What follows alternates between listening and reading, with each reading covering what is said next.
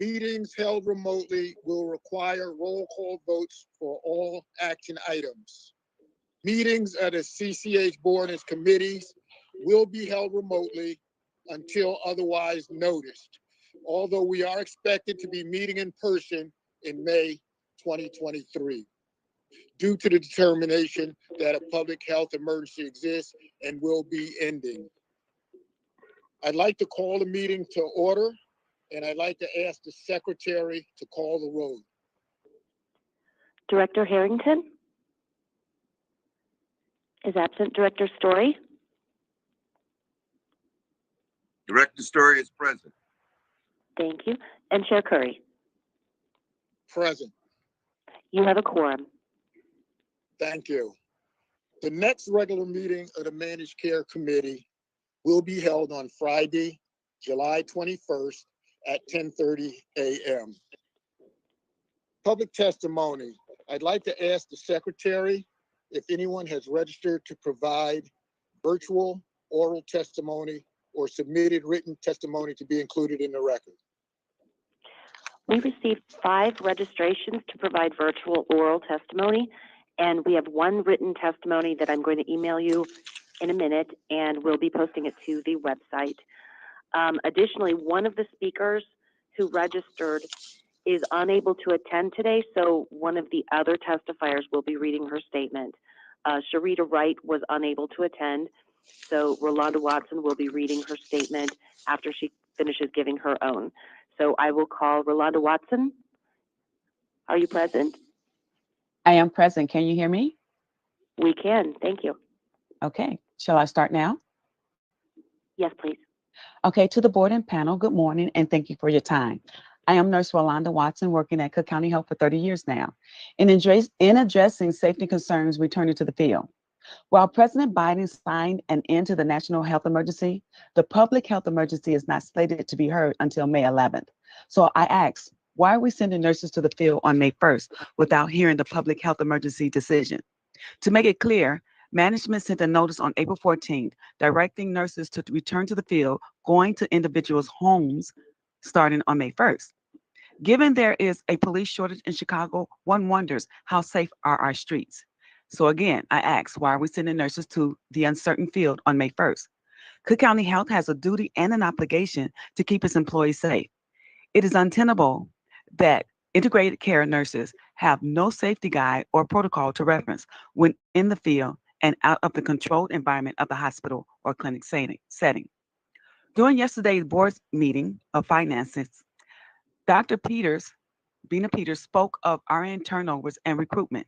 She mentioned there are not enough nurses to meet the demand, and the Cook County Health has over 830 vacancies. After hearing this, I was befuddled. If Cook County Health knows we have all these vacancies, know there are nursing crisis, know there's a recruitment difficulty with not enough nurses to meet the demand, then I ask again, why are we sending nurses prematurely back to the field of uncertainty with a lack of police presence, lacking safety protocols, thereby potentially accelerating nurse burnout, which may cause nurses to flee to county health for other facilities with better sign-on bonuses and retention packages. In addressing the lack of training on the agenda, I like to highlight it is not the nurse's competency training that is in question. It is the sheer non-existence of field training that will teach nurses in the field how to react for danger signs, ways to keep themselves safe, and tactics to react to a potential threat. RNs of integrated care are requesting the implementation of in-person duties be delayed until management discuss the impact of these changes to our working conditions, then comply with legal and contractual demands around caseloads, zoning, safety, and training. Thank you, Joseph Harrington, for looking into the turnover rate on yesterday. Thank you, Charles Jones, for the bio inquiries shedding a light on things. Thank you, Director Robinson, for praising HR and trying to fill vacancies and opening ideas about bringing retired nurses back to fill the void. And thank you, Robert Ritter, for clarity on retirees' public pensions being a roadblock in bringing back those retired nurses. And that is done. I'm done. Thank you. Thank you. And I should have reminded you at the beginning, each speaker has 3 minutes, and when there's 30 seconds remaining, I'll remind you, and also when the time has elapsed. Are you ready to go ahead and present the testimony for Sharita Wright? Okay, and will those 3 minutes start over again for her? Starting all over. Okay, so Sharita Wright wrote, good morning. My name is Sharita Wright. I recently started a position in complex care coordination in July of 2022. I've been at Cook County Health for almost 9 years now. I enjoy what I do here serving my patients. Since the pandemic, many things have changed in the world. It is not the best interest of us, it is not in the best interest of us nor our patients to return to the field and go inside the homes of our patients without proper preparation. That includes collaboration between NNOCRNs and management to develop safety plans, training plans, and other safety protocols. We have been very successful at getting our jobs done during the pandemic. We have to consider our travel and assignment zones need to be adjusted if we have to return to the field. We have been asking to meet with management to discuss these concerns for years, and we have been ignored. Please postpone the return to the field until RNs have safety training and workload measures in place. And that is all she wrote. Thank you guys, and you all have a wonderful, beautiful day. Thank you. The next speaker is Tiffany Blakey. Good morning. Can you hear me? We can. Thank you. All right. My name is Tiffany Blakey, and I'm an RN working in the Health Plan County Care Division of Integrated Care. I have been an RN for 14 years, and I have worked at county. Next month will be 4 years. For the past 3 years, I have been working remotely to protect the safety of the patients and my safety as well due to the devastating effects of the pandemic. Last week on April 14th, NNOC nurses received the notice of May 1st, 2023. Integrated care nurses will have to return to in-person duties or will be subject to discipline. County provided RN 16-day notice to comply with this drastic change for our working conditions. What about my colleagues that need to prepare for proper child care? It takes more than 16 days to complete this process. We are unaware of what returning to the field looks like. This has caused anxiety amongst many of us. I have several concerns regarding returning to the field. Our safety needs to be addressed. I've done home health in the past for over 11 years, and the safety of our ends was a priority no matter where I was at. In case of an emergency, there needs to be safety plans in place to protect us. COVID is still affecting people in this country. We need COVID protections for the field staff, proper PPE trunk supplies, a training schedule so that we can become acclimated to this change in the working conditions. Will our productivity and expectations be lower and considered since we have now to spend time driving within the community, hospitals, members' homes, and even dialysis centers, as well as multiple meetings that we are expected to attend weekly? Cook County has a duty and obligation to keep the employees safe. Some of the neighborhoods that we visit are at an economic disadvantage and often plagued with violence.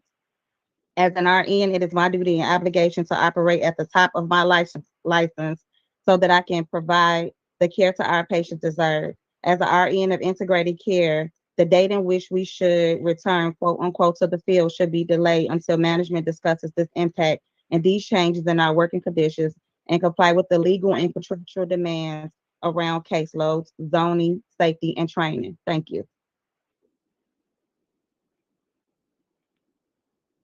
Thank you.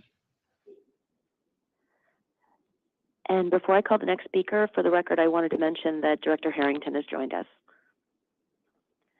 And the next speaker is Anne Magwalang. Good morning. My name is Anne Megalang. I'm an RN working on the elderly division of the integrated care. I've been with Cook County for 19 years now, but with integrated care for less than a year. My colleague Rolanda has mentioned, covered a lot of stuff that we have are concerns for going back in the field. To be clear, integrated care RNs are not making unreasonable requests, with most of the major request concerns the development of safety plan or protocol as we return to the field. Cook County has a duty and obligation to keep its employees safe. It is untenable that integrated care RNs have no safety guide or protocol to reference when we are in the field. Out of the uncontrolled, controlled settings of clinical, in the hospital and clinical settings, we'll be going to neighborhoods that are economic disadvantaged and often plagued with violence.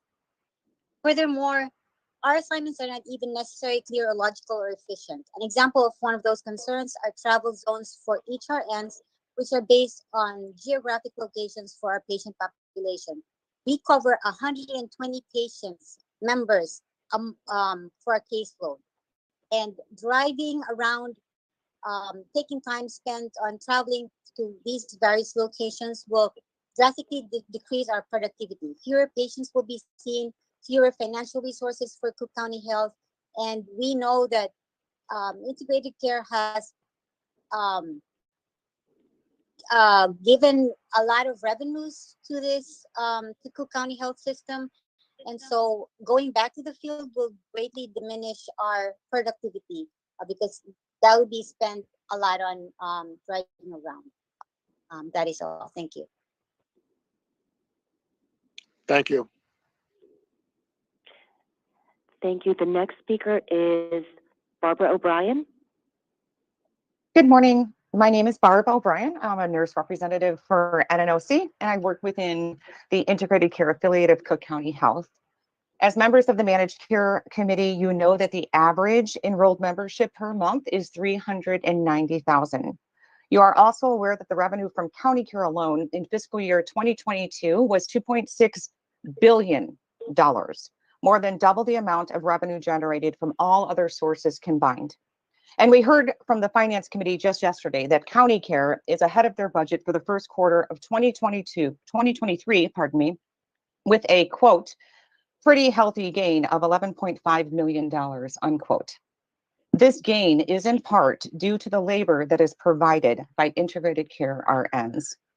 On April 14th, NNOC RNs were notified that they must return to patient care duties in field sites that are not regulated by the county government. The notice stated that RNs will be subject to discipline if they do not return to normal operations. For the past 2 years, we have been demanding the negotiation of impact from our management and from the County Bureau of Human Resources, but management refuses to meet and to act in good faith as required by labor law.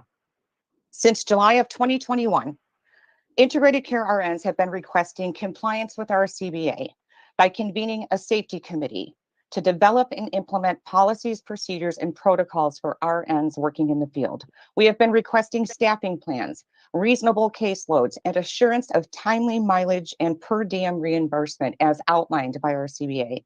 We have been requesting that our geographic zones return to prior pandemic policies, allowing more time with our patients, less windshield time, and a more efficient use of county resources. And those requests have gone unaddressed. We have been waiting for almost 2 years for management to fulfill their legal obligation to bargain in good faith. And when I say good faith, what I mean is that when management says that they will remedy our geographic zones in Q4 of 2021, they actually follow through with that. Integrated care RNs were given 16 days with notice with a threat of discipline. We have been waiting for almost 2 years. What is going to change in 16 days? In addition to the threat of discipline from our employer, who has a legal obligation to keep us safe, the lack of fiscal responsibility and management's ongoing refusal to fulfill their legal obligations of discussing the impact to our working conditions, the unilateral decrease of integrated care RN wages in the budget appropriation for fiscal year 2023 creates an existential threat to the nurses and to the patients that we serve.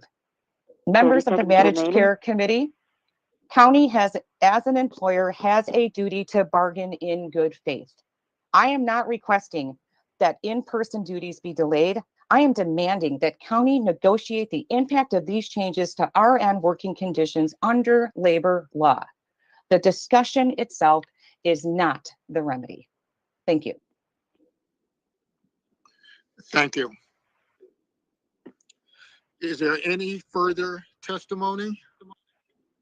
No, we do not have any other testimony, but for the record, we have Director Bott who has joined us. Okay, thank you. Next will be the report on health plan services. This will be presented by Aaron Galena, who's the Chief Administrative Officer of Health Plan Services. He will review the report and metrics. No action will be required. He's only presenting information. Mr. Galena? Thank you, Director Curry, and good morning, directors. I'll start today with our usual metrics. Let Debbie catch up the slide here if you want to go to starting with our membership. So as of April, we have just over 455,000 members. We've continued to see this number grow by 2,000 to 3,000 members a month fairly consistently over the past really over the past 18 months or so. Of course, we'll be talking quite a bit more today about redetermination, which will begin to impact these numbers in the second half of the year.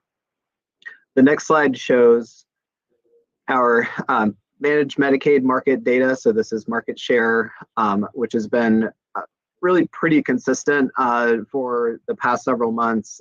We continue to hang around the 32.5% to 33% mark on market share. And the rest of the market has been pretty consistent on overall market share data as well. The next slide shows our growth compared to the overall Medicaid managed care growth in Cook County. You can see that overall we've tracked pretty consistently with the growth in Cook County for the past 12 months. The next slide shows our membership compared to our budget. As you'll recall, our budget assumed that redetermination would start towards the beginning of this fiscal year. That we now know is really launching here over the course of April and May, with the first coverage losses we're expecting to occur in July. So we expect over the course of this year to continue to significantly exceed our budget, but do expect we'll see membership declines over the second half of the year as that redetermination process starts. The next slide shows our operations metrics in terms of call center. You do see some of the rebound in our call center metrics over the course of March 2023. And our claims and encounters acceptance rate has been fairly consistent, meeting our state target. The next slide shows our inpatient admissions per 1,000. You can see the orange bars here are prior period, the blue bars are current, and then there's some light blue shading that's a little bit hard to read on this slide that shows some of our projections. But generally, the blue bars or our current period have continued to track and trend downwards compared to inpatient utilization per 1,000 compared to the prior period.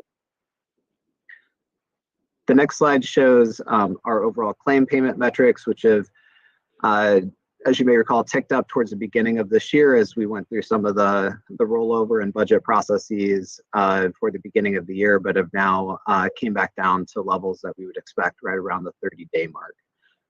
And if you look at the next slide, you can see that same trend really in that 30 to 60-day category where some of those outstanding claims have come down. With that, our next topic that we're going to cover is redetermination. And so I'm going to hand it over to Carolina to talk through that in more detail. Sorry, Debbie, you can advance a couple slides. Thank you so much. Good morning. It's Karolina Duszczak, Interim Chief Operating Officer. For the redetermination, as Aaron had stated, the state is requiring all of the Medicaid beneficiaries to go through the redetermination process to check if they're still eligible for receiving services under the Medicaid program that had been suspended during the public health emergency. And in the screen here, you can see that the first letter is going to start going out at the beginning of May. The members will have about 30 days to respond and provide their updated information to the state. And if they don't, they would lose their coverage by July, and that's going to correlate with our projection of the membership loss with members who no longer qualify due to the income and the members who did not renew their benefits. We go to the next slide. So we actually have the preliminary information. All of our members will have to submit will go to the redetermination process in the period of 12 months, but it doesn't happen all at the same time. The date is tied to the members' original date of applying for the Medicaid benefits. Based on our data in April, we are looking at the numbers per month of members who are due for redetermination in each specific month, with the high number coming in July and August. That's also tied with certain activities in the market when the members were eligible to join that plan. And we also know that the state is looking at all other data available in their system, like a SNAP benefit or some other benefits member might have, that require them to provide their income information to do something what is auto renewal. So it's a Form A when the member will automatically receive the healthcare coverage extension for another year based on the information in the system that the state have. On the slide itself, you can see the gray column is showing approximately number of members who would have to submit their updated income information per each month, and we will be assisting the state with the communication to those specific members each month. We can move forward. County Care had been partnering and developed the redetermination strategy. It's really targeting every single point of interaction with the members to remind them about what the redetermination is and what do they have to do. The state is sending the physical letters to the members, and we already had the campaign going on for months now with the members updating, reaching out to the members to update their addresses. This is the first step that the members might not receive the letter, so then they're not going to know that they have to submit the information. In addition to the physical mails and address updates, we are going to do the telephonic outreach. We're going to do the text message outreach. We partner with our providers to also have that information and reminders to members at each interaction, and all other vendors that we're partnering that might be interacting with our members to remind the members that there might be in that specific month when they have to renew. The critical information is what was on the first slide, that the member can only submit their information within that 30 to 45 days window when they're due for renewal. They cannot really submit it ahead of the schedule. The state system will not accept that information. So that's where all the effort and coordination to target the specific members per specific month. That's also important to make sure that the system and the phone lines at the state are actually functioning and everybody doesn't contact the state at the same time. We can move forward. So activities to date, we have been contacting the members on the member addresses. We've been doing the real time addresses with the state database. We already roll out the education to all of our providers. We have training with the providers, with the communities. We also had recordings to our members, and we have the broad social media campaign about what the redetermination is and why it is important to respond to that letter coming from the state.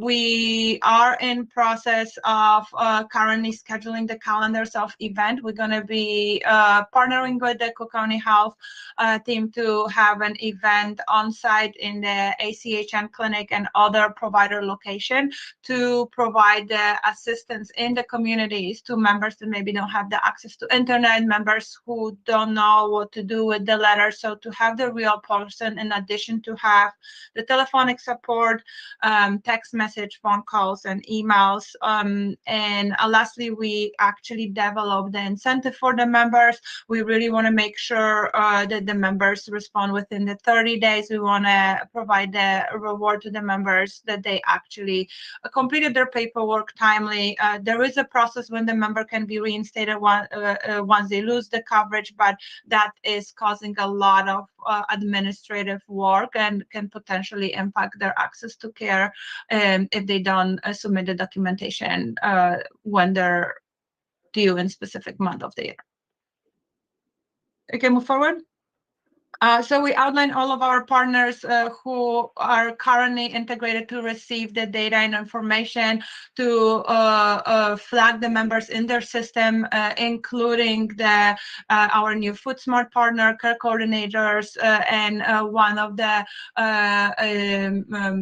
very important point is that we're able to also partner with our PBM and pharmacy. So member going to pick up their medication, they also going to get a reminder and they're going to get the printout with their medication when their due date is. So we're really trying to contact the members not only with the education of why is that important, but also remind them if they are in that 45 days window to submit their paperwork.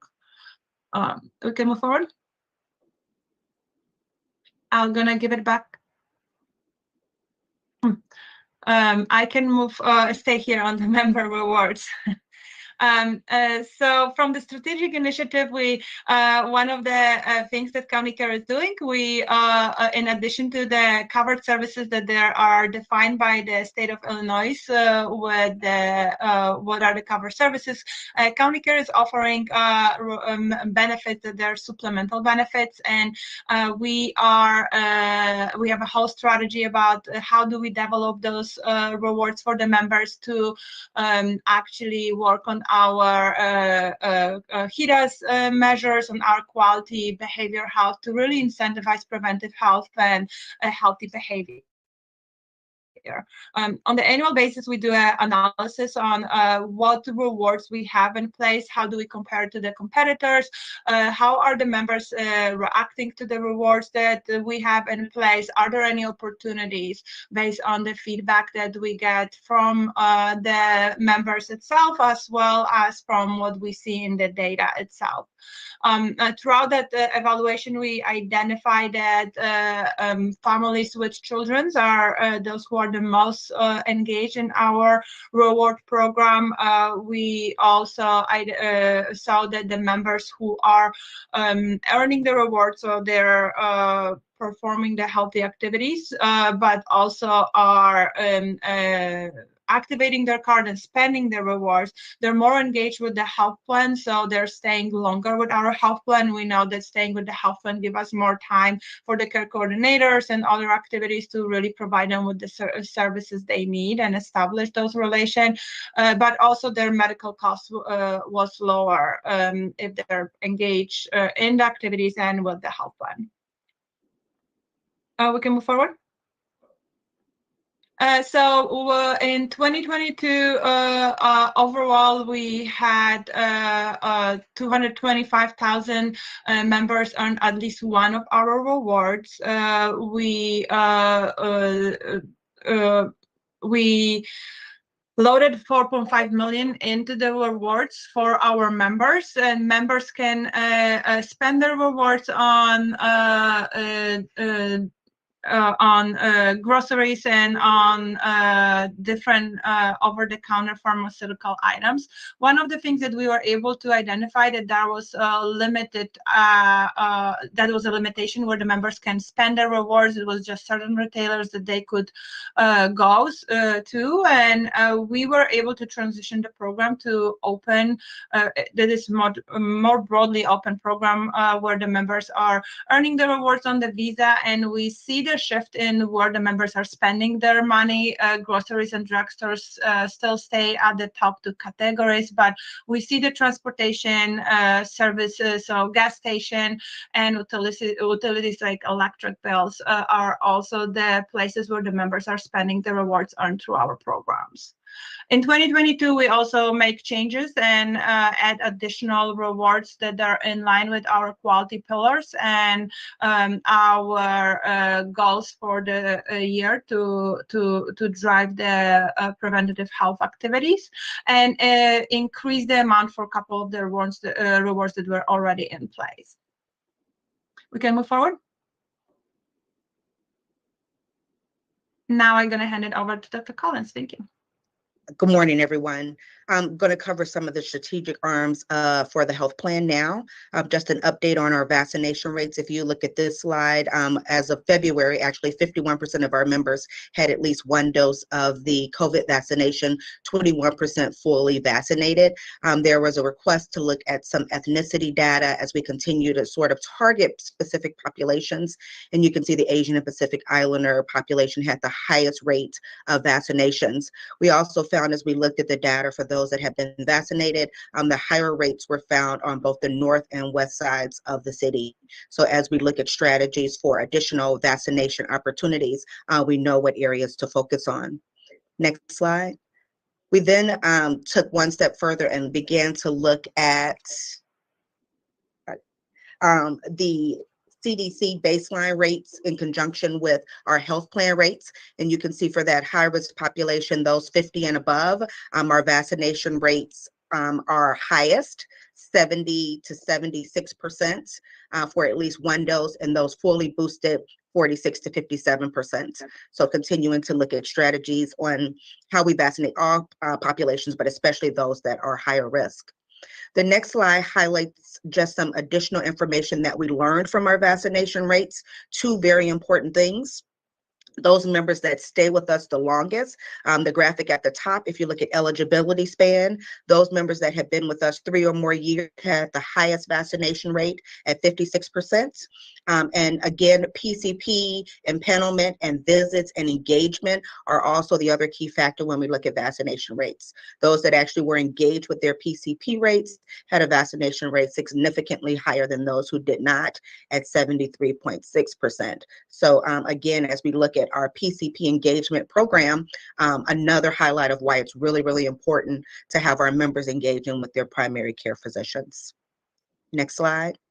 I'm going to review now some of our newer programs that we've implemented this year. Our first program is our kidney care program. The goal is to identify those members that, number one, have early kidney disease so that we can intervene and prevent, hopefully, dialysis, but also to take those members that have later stage disease and those on dialysis, and using analytic modeling, how you begin to not only intervene early, can we get them to transplant earlier? How we provide wraparound services to them. And that's what we will hope to do with our new partner, Interwell, with our kidney program. The next slide. We just rolled this program out in March of this year. Through that predictive analytics, we identified 2,600 county care members that fit the criteria based on laboratory data primarily, and now they are being matched to their interdisciplinary team. The great thing about the program is not only is it nephrologists and their primary care providers, but it's also dietitians to focus on diet, social workers to help eliminate some of those social risk factor burdens that we know, and then pharmacists to really look at contraindications to specific medicines. Are there additional interventions that need to be done?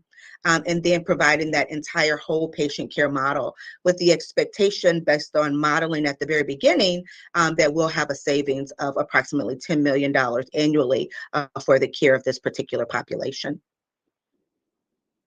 Mr. Harrington, I see your hand. Yeah, I was wondering when you might expect to see any cost savings moving forward. Have you projected out when you might start to see cost savings based upon this?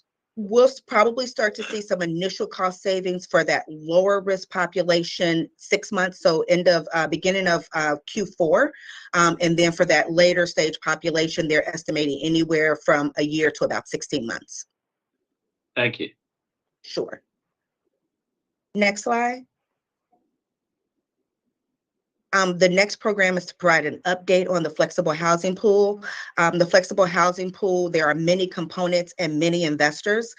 County Care, through our quality reinvestments into the community, pledged $5 million to the flexible housing pool. That would, at the end, be able to house 67 of our members with 3 years of tenancy supports. We focused initially, with the help of our lived experience advisory group, to focus on members that were experiencing homelessness, but also had severe mental illness, in addition to substance use disorders and families with children. We've now extended that to also our justice involved, in addition to pregnant persons, because we see a need there also. To date, we have 54 members that are housed. We actually had 2 members that were lost from the program, 2 members that died, and 2 that are currently in outreach. And our goal is to hopefully be able to close out that 67 by the end of 2023. Mr. Harrington, I see your hand. Yeah, what ancillary services are available besides housing? Once you get someone housed, is there a support team, and what happens in collaboration with just making sure someone has stable housing? Absolutely. So that's the tenancy support part. So number one, teaching them what it means to have a home, how you take care of your home, how you pay your bills on time. Also, there's a care management team and social service team that works through any additional needs that you may have. So simple things as towels and sheets and pots and pans, to more extensive of what does it mean to be a good neighbor, how the importance of also, as part of being housed, the importance of you engaging with your healthcare team. team. So that tenancy support part is all of that, not only housing, but everything really at the end of the program. The hope is that with the housing, in addition to the tenancy supports, you're able to live independently and stay housed, which is the goal of the program at the end of the day. So how Next- long would you? Yep, go ahead. So how long would you think it would take to have enough data to show that there's been some positive or negative impact as a result of this? 6 months, As a year? as a resort specifically of housing or of the tenancy supports? Or both? Both the housing and the tenants. Yep, next slide. I think we can get into that when we look at the slide, the data on the next slide. We do have some preliminary data looking at 2018 through the end of 2021, a total of 990 households that were serviced in the flexible housing pool. What we know at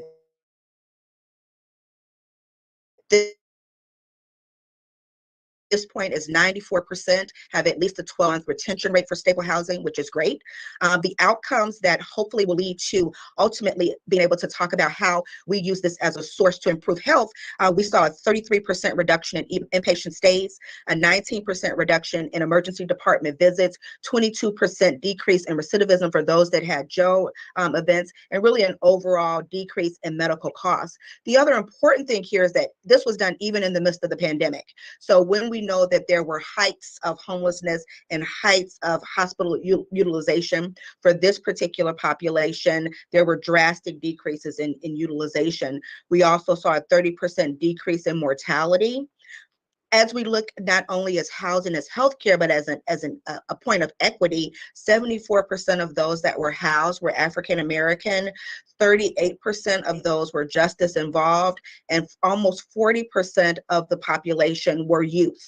So when we look at the outcomes, not only of utilization, but the impact on the community, I think the preliminary data that we have here shows exactly what we were hoping to show, that we know housing is a form of healthcare and really should be a funded source of healthcare for this particular population. Mr. Harrington, does that answer your question? Yes, it does. Okay, thank you. The next slide is just really a graphic of what I said. 2018, which is the first two bars, is the baseline year. And you can see whether we look at inpatient stays or whether we look at ER visits, there was a continuous decrease year over year, which equates to not only savings, but quality of healthcare and quality of life for our county care members. County care actually was 21% of the entire flexible housing pool population. And now that we have this data, beginning to have some conversations, not only with other investors to invest in the housing pool, but also conversations with HFS about how we begin to look at housing as a subsidy of healthcare, how we now begin to include this in rates so that we can look at some form of sustainability over the next few years with housing. So definitely more to come, but the preliminary data is absolutely fascinating in terms of what we can do when we provide housing for a very complex set of members. Next slide. The next slide, again, as we talk about equity and community engagement, is a new program around domestic violence. We looked at the data for our membership January through December of 2022. You can see there were a total of almost 120,000 respondents.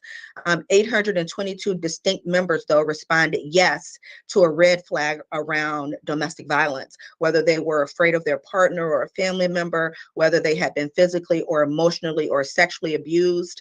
So we know there's a need there.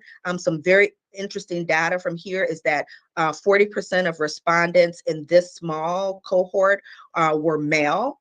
And what we know about age groups, about 50% fit in that 19 to 29 range. From there, we then began to have some discussions about what a program would look like and what we as a health plan and a enterprise could do around domestic violence. Next slide. we began to have some conversations with some of our community partners about what would it look like? Do we need, how do we increase our workforce around this particular area? Do we have a dedicated team or a dedicated group that we're working with? And what other opportunities can we provide in terms of emergency shelter, permanent supportive housing, advocacy, and legal counsel for this particular population? So we're starting to look at all of that. We're looking at system enhancements in terms of how we improve our screening questions, not only to increase the number of members that we can impact, but also training our staff on how to ask very sensitive questions to allow people to feel comfortable to answer those questions so that you can intervene. Where we are trying to decide if we will have a team within the health plan, or will we have an outside entity that will help us with this, and we're working through that. But we know a key part of it is housing, and really emergency housing. So excited that we're starting to train. We've trained about 56% of our staff to date, just in about 7 days. So really looking to get the rest of our team trained, and then beginning to look at the other components of how we engage, house, and advocate for this particular population. So more to come on that probably in the next few months. Next slide.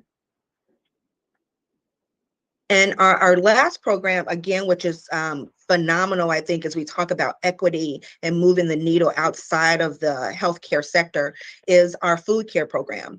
We did an RFP and are now partnering with FoodSmart, in addition to several local farmers, local suppliers, to really look at how we address food insecurity, nutrition insecurity, improve health equity, and really access to healthy food for our membership. Phase 1 was an emergency meal component. We've delivered about 1,100 meals since rollout 1/1.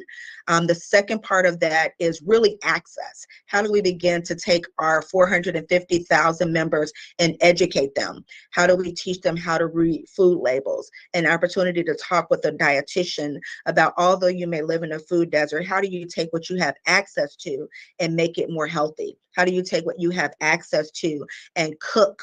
Not so much the fried component that we so often see, but how do you still engage and eat healthy and enjoy what you eat? How do you begin to know the impact that food has, not only on your weight, but also other health conditions? And the other component of it is, we know that a lot of our members are also probably able to have other subsidies around food. So ensuring that you ask the question and support them through that process. What we've learned in this process is that a lot of our members don't have enough money for the whole month for meals. How do we begin to stack on those services? So not only do we talk about, as Carolina talked about with rewards, you have a food card there. You get additional incentives when you complete the food quiz here within the platform. You now also have SNAP on top of that, and additional potential rewards for buying healthy foods. So the goal is, you're worried about food maybe half of the month now. How do we move that trajectory to, you can go a whole month and food not be an issue in terms of where it's going to come from and how you get it? And then the last component is really looking at medically tailored meals with a focus on primarily high blood pressure, diabetes, and obesity, in conjunction with our pregnant persons, and really taking it one step further. We know that diet plays a significant role for those particular diseases, and all of the literature has shown when you impact what folks eat with those diseases, you make an impact on their blood pressure, you make an impact on their hemoglobin A1C, you make an impact on their weight, and all three of those decrease their risk for all of those downstream ramifications. So stroke, worsened heart disease, heart attacks, in addition to end-stage renal disease and the need for dialysis. So our hope with this program is that we will be able to impact not only components where there's food and nutrition insecurity, but also components where there are some chronic conditions on top of that. Ultimately a win-win on both parts, because we also then know that a healthier population is a savings for us, which allows us then to invest in other areas where it's not covered potentially for Medicaid.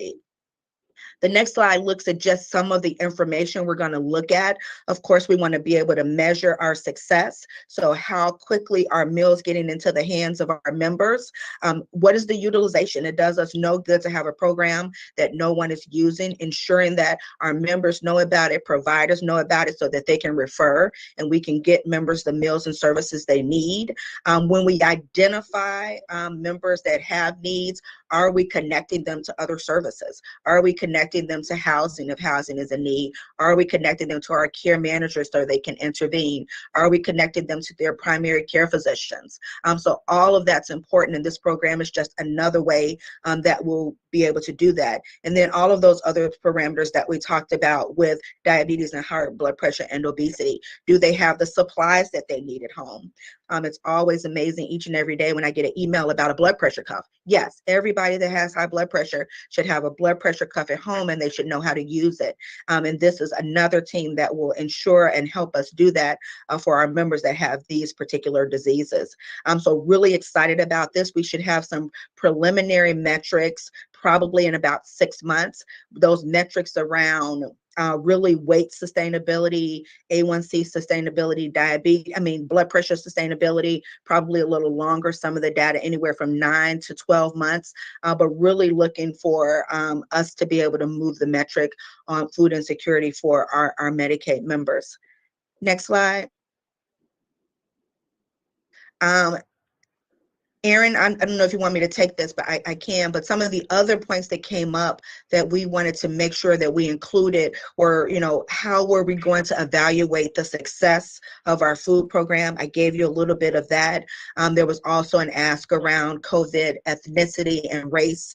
We talked about that today. And the other one that's not included here is what was the age distribution for those members that responded yes to those domestic violence and intimate partner violence questions and that. So we're continuing to grow each and every day. But I think hopefully just through these few slides, you can see that as a health plan, we believe that healthcare goes outside of the walls of our institutions and that we really have to get to where our members are in the community and really get to those non-health related needs in order to move the needle on the healthcare needs. So happy to answer any other questions if there are any. Otherwise, I will turn it back over to Aaron.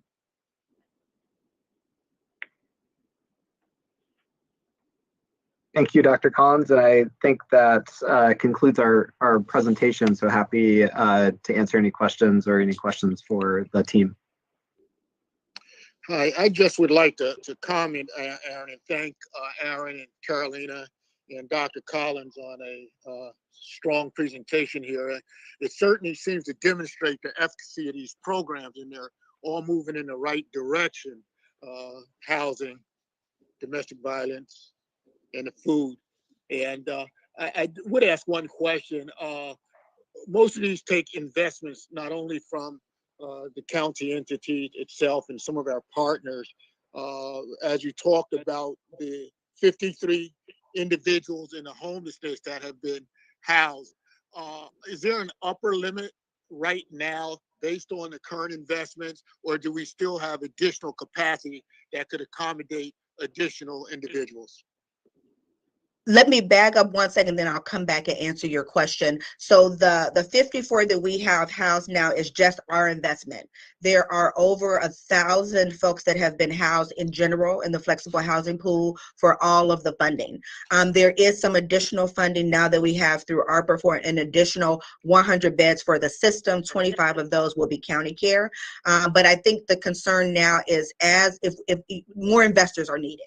Until we are able to sustain the program and really look at it being a benefit and how we tie it into a Medicaid service and Medicaid rates, more investors are needed. But that's where we are now in terms of volumes.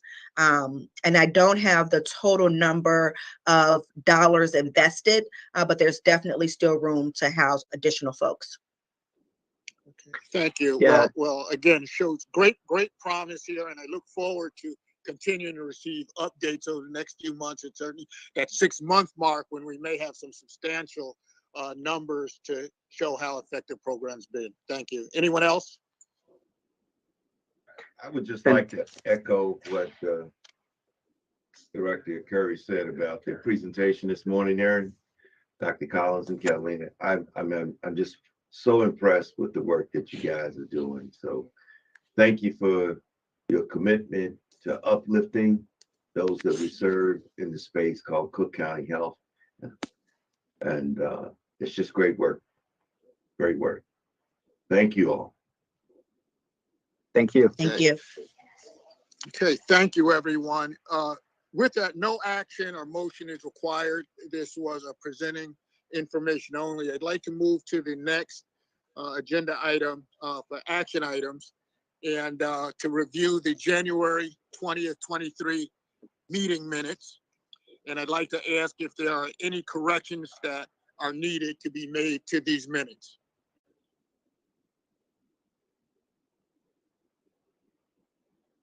Okay, hearing none, then I'd like to entertain a motion to accept the minutes of the Managed Care Committee meeting of January 20th, 2023. So moved, Director Harrington. Second, It's been moved and seconded. All in favor?